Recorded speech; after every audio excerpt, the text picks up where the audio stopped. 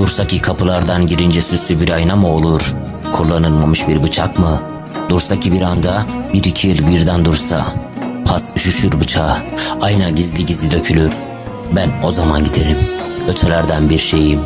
Kıyısında bir otelden fazla bir şey bulunmayana. Giderim, yeminimdir dudaklarımda donan su. Martılar diner, deniz yaşlanır. Zıpkınını, paletini toplar yabancı. Anlatamam bu nasıl bir gidişse. Yıllar var ki her gemi benim gittiğim yere gider en önce. Korkuya benzer bir telaştır alır yolcuları. Mavi düz bir kağıdın yorgunluğuyla, kıyısında bir otelden fazla bir şey bulunmayana.